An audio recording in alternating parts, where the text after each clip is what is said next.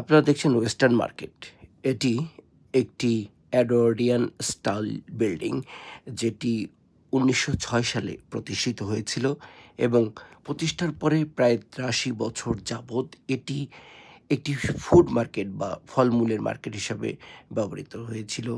এরপরে যখন ব্যবহারের অনুপযোগী হয়ে ওঠে, সরকার অবভিয়াসলি এটার জন্য রেনোভেশনের দায়িত্ব হাতে নেন।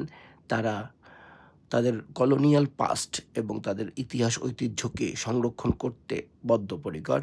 সো অনেক টাকা ব্যয়ে যখন আবার পুনরায় ১৯৯১ সালে খুলে দেয়া হলো, তারপর থেকে অবশ্য এখানে আর ফ্রুটস বা ফলমূলের হয়নি। এখানে অপেক্ষাকৃত অ একটু পশ দোকান করা হয়েছে, লাইক কাপড়ের দোকান বা অনেক কি বলবো এটাকে, টুরিস্ট যে সুভেনিয়ার সেগুলির দোকান রয়েছে এবং টুরিস্টদের জন্য কিন্তু একটি একটি অত্যন্ত বড় আকর্ষণ।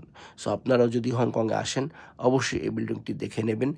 এবং হংকংয়ের পিপল যে তাদের ঐতিহ্যকে ধরে রাখতে বদ্ধপরিকর, এই বিল্ডিংটি তার একটি প্রকৃষ্ট উদাহরণ। কারণ এই এলাকাতে যদি এটি ভেঙে ফেলা হতো এবং অনেক বড় বিল্ডিং করা হতো মাল্টি স্টোরিড, সরকার কিন্তু অনেক টাকা ইনকাম করতে পারত।